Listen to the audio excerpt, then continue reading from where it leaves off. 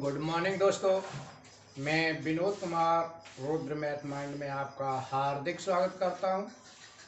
ये लाभ हानि का अपना 7वां वीडियो है।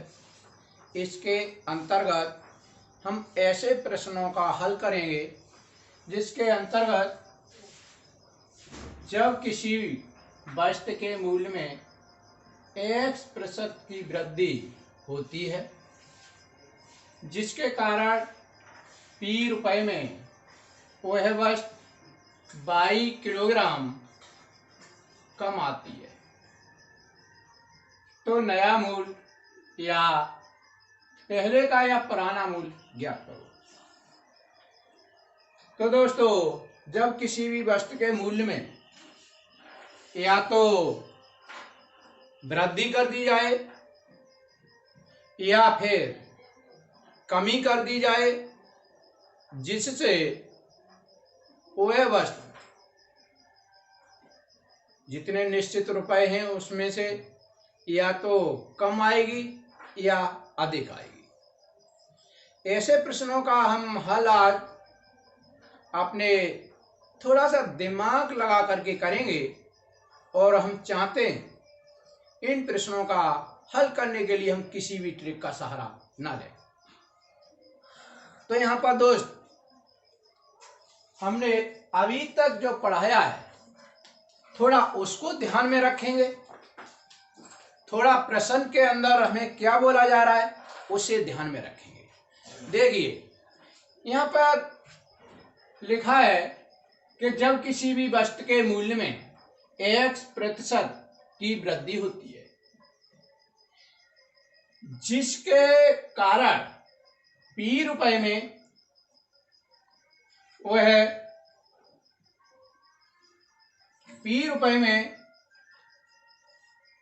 वह वस्तु 22 किलोग्राम कम आती है। सीधा सीधा अर्थ है कि वस्तु जो 22 किलोग्राम कम आ रही है उसका कारण क्या है? उसका कारण है क्योंकि वस्तु का मूल्य क्या हो गया है? बढ़ गया है। पहले वस्तु का मूल्य हमारे पास सपोज कीजिएगा P रुपए है और P रुपए में हम कुछ जगह वस्तु लेकर के आते थे, लेकिन आज क्या हो रहा है? अगर मूल्य में x% की वृद्धि हो गई है तो उन्हीं P रुपयों में अब वो वस्तु 22 किलोग्राम कम आ रही है। तो यहां पर कहने का अर्थ है 22 किलोग्राम वस्तु का जो मूल्य होगा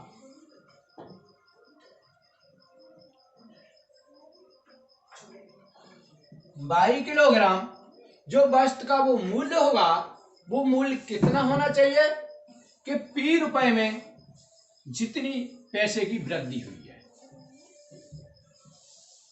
P का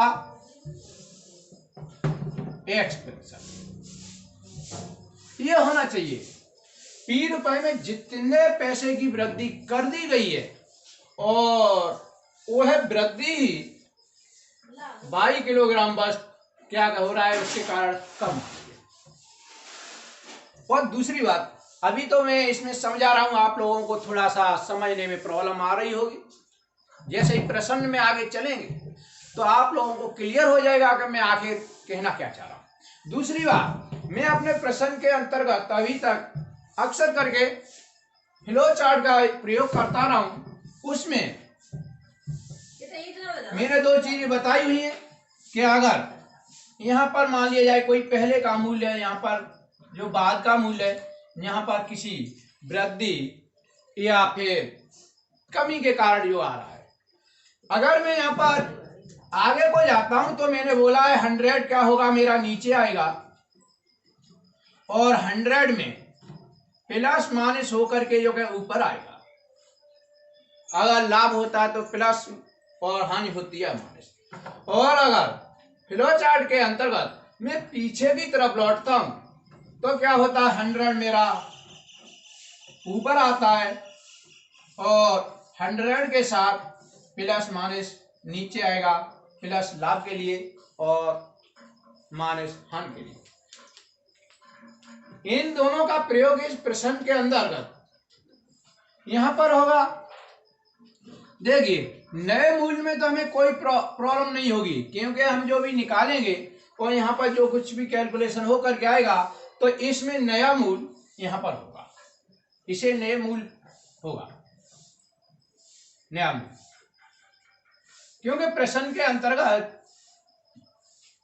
X% वृद्धि होने के कारण ही बाद में वस्तु बेची गई होगी और उससे हम क्या करेंगे, मूल्य का जो है कैलकुलेशन करेंगे तो हमारा नया मूल्य निकलेगा। और यहां पर पुराना मूल्य होगा जिसमें वृद्धि होकर के ये मूल्य बना होगा। तो दोस्तों देखते हैं इस प्रकार के जो भी प्रश्न हैं बिना किसी ट्रिक की सहायता से हम किस प्रकार से हल करते हैं। तो पहला प्रश्न,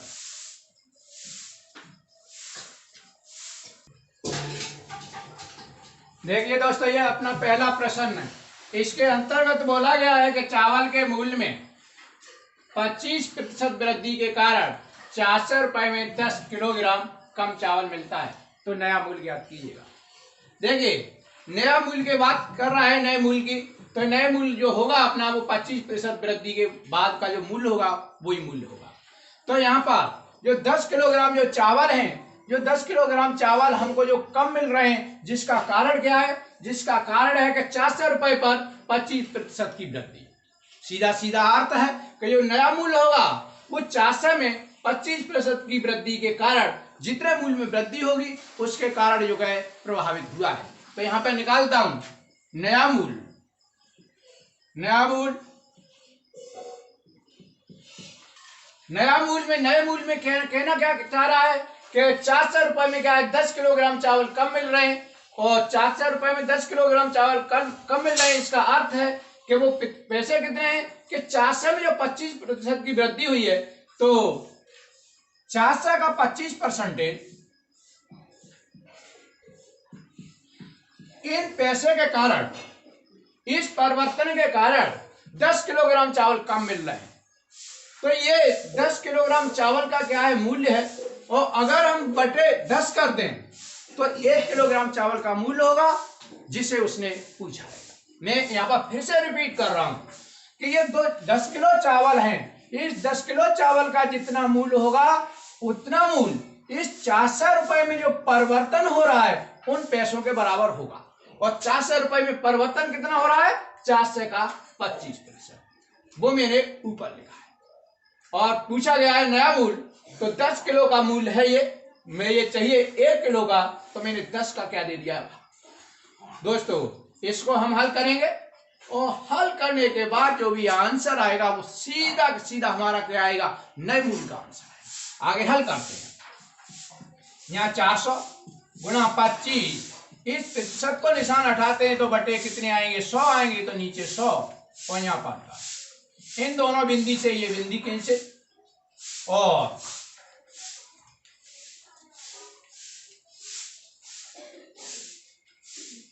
पांच से 5 25 और 5 दूनी 10 और 2 से 2 दूना 4, 2 का 5 का गुणा करेंगे 10 किलोग्राम,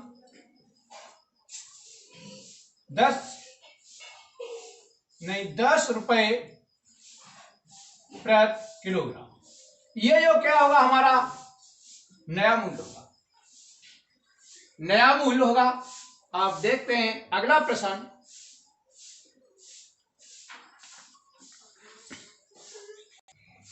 देखिए अपना प्रश्न नंबर 2 है। मैदा 10% महंगा होने के कारण 440 रुपए में 2 किलोग्राम कम मैदा आती है, तो पुराना भाव क्या है। देखिए पुराने भाव की तो बात हम बाद में करेंगे, पहले हम देखते हैं नया भाव क्या है। देखिए यहाँ पर फिर से बता रहा हूं, यहाँ पर पुराना भाव होगा यहाँ पर, और इसमें 10% की वृद्धि होने के बाद में और यहाँ पर नया होगा। तो हम ये नया वाला रेट है, ये जो का मूल्य हम निकालना चाहते हैं कि मैदे का मूल्य कितने रुपए पर किलोग्राम है। तो नया भाव बराबर क्या होगा हमारा,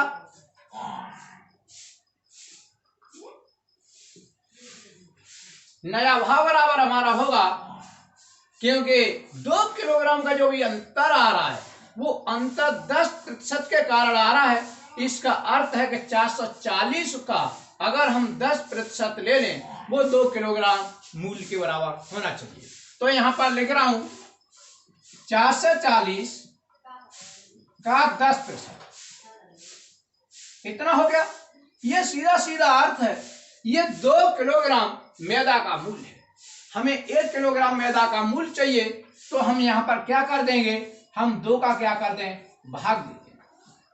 तो ये जो मूल्य आ रहा है वो 1 किलोग्राम मैदा का मूल्य आ रहा है, लेकिन जो मूल्य आ रहा है वो मूल्य आ रहा है हमारे पास नया।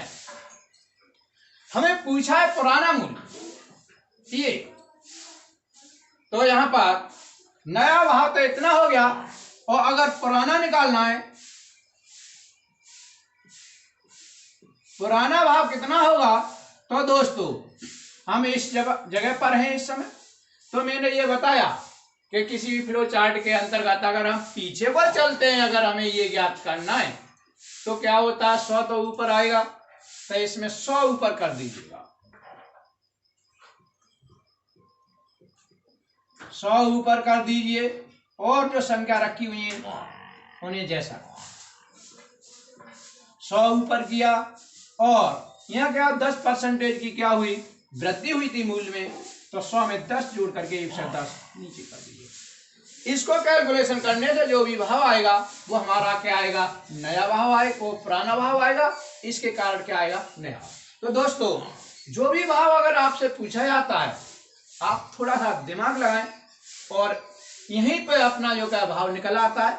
अगर जो हम कैलकुलेशन करेंगे वो यहाँ पर जो नया वाला भाव हमारा निकल के आएगा, क्योंकि यहाँ पर जो प्रक्रिया हो रही है वो बाद में हो रही है। तो यहीं पर जो है, यहाँ से अगर पुराना चाहिए तो हमें यहाँ पर जाना है, तो सीधा सीधा अर्थ है कि पीछे लौटना है तो 100 में ऊपर रखना होगा, और 1 से 10 इसमें जोड़ करके का नीचे रखना होगा। इसी में गुणा कर देंगे तो हमारा क्या आ जाएगा, पुराना आ जाएगा। ये कैलकुलेट करते हैं इसको, इससे ये 440 के बार कट रहा है, 4 बार कट रहा है, 100 से ये पूरा 100 कट रहा है, 2 से कितना चल कट रहा है, ये 2 बार कट रहा है, और 2 का 10 का 20 में गुणा करेंगे तो कितना, 20 रुपए पर किलोग्राम। ये कितना है, हमारा पुराना वाला भाव है ये। अब देखते हैं नया वाला भाव हमारा कितना था। इससे जो देखिएगा ये कैंसिल हो जाएगा, इससे ये कैंसिल हो जाएगा, 2 से 44 कटेंगे, कितना होगा, 22 होगा। तो यहाँ पर जो उत्तर आएगा 22 किलोग्राम पर केजी, 22 रुपए पर किलोग्राम। कहने का अर्थ यह है, पहले भाव था 20 रुपए पर किलोग्राम, 20 रुपए की चीनी आती थी, मैदा आती थी 1 किलो, अब कितने की आ रही है, 22 रुपए की मैदा आ रही है 1 किलो। ये सवाल के अंदर ये अपना सवाल। देखते हैं अब अगला प्रश्न। देखिए अपना प्रश्न नंबर 3 है, जिसमें ये बोला गया है किसी सामान की कीमत 20% कम हो गई, जिससे वह 240 रुपए में 6 किलोग्राम अधिक मिलता है, तो नया मूल्य क्या होगा। देखिए नया मूल्य कितना होगा, नया मूल्य बराबर, क्योंकि पैसों में कितने का अंतर आया है, 240 का 20% का अंतर आया है, 240 का 20%,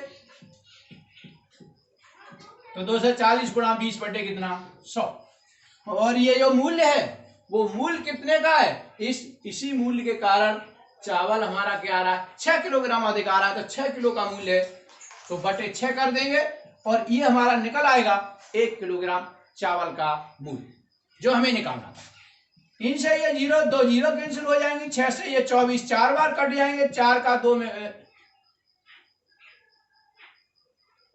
ये 0 है, 4 का 2 में गुणा करेंगे तो कितना हो जाएगा, 4 दूनी कितना आएगा, 8 रुपए पर केजी होगा। तो कहने का अर्थ है चावल का जो नया मूल्य होगा वो कितना होगा, 8 रुपए पर किलोग्राम। आंसर होगा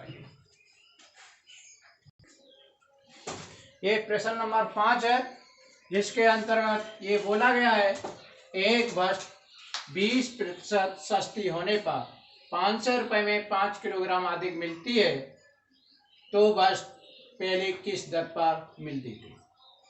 देखिए, तो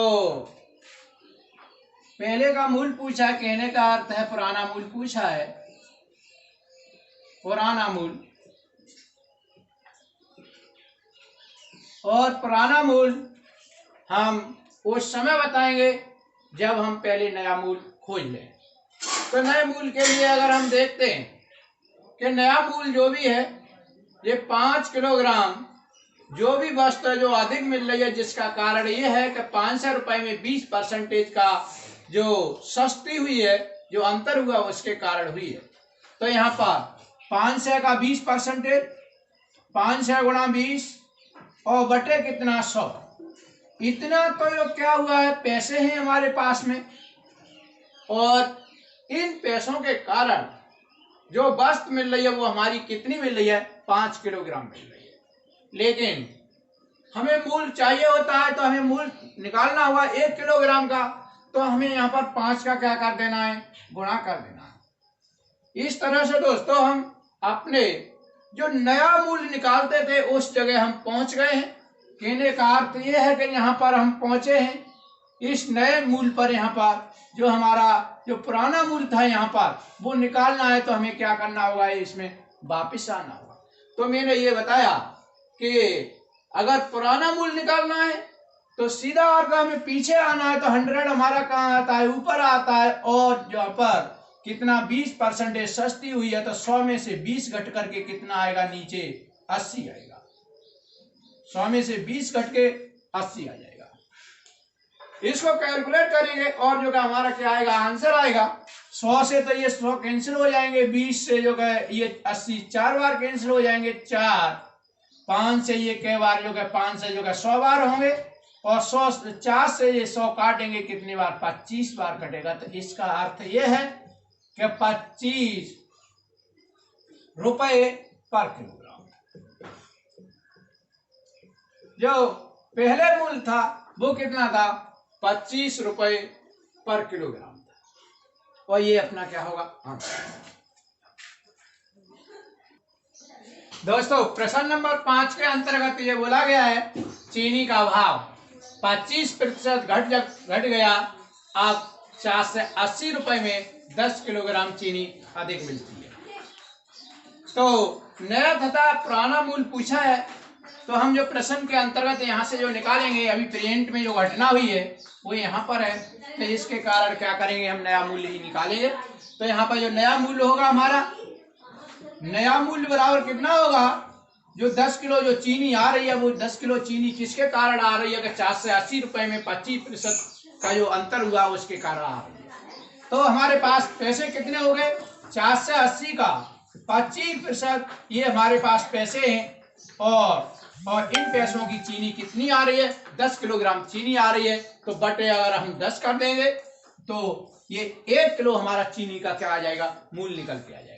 इसे हम कैलकुलेट करेंगे, तो कैलकुलेट करने के बाद जो भी आएगा वो हमारा क्या आएगा, नया मूल्य आएगा।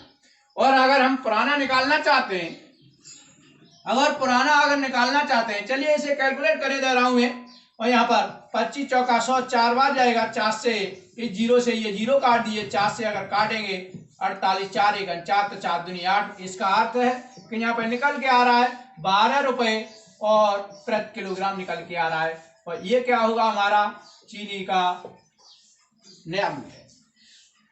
चीनी का पुराना मूल्य भी उन्होंने पूछा है, तो हमें पता है चीनी के पुराने मूल्य निकालने के लिए हमें क्या करना होगा, हमें पीछे लौटना है। अगर पीछे लौटना है तो मैंने ये बताया, पीछे लौटने के लिए हमारा 100 ऊपर आता है, और जो भी यहाँ पर घट करके आ रहा है तो यहाँ पर 100 में से जो क्या 25 घट करके कितना 75 कहाँ पर आएगा, हमारा नीचे आएगा। 25 से ये काटेंगे, 25 चौका 100, 25 से 75 काट देंगे, क्या बार हो जाएगा, 3 बार, और 3 से 12 काटेंगे 4 बार, और 4 का 4 में गुणा करेंगे 16 रुपये पर किलोग्राम। तो कहने का अर्थ ये है, पहले जो चीनी का मूल्य था 16 रुपये प्रति किलोग्राम था, अब जो नया मूल्य है वो 12 रुपये प्रति किलोग्राम है, और यही जो है अपना क्या होगा, आंसर होगा।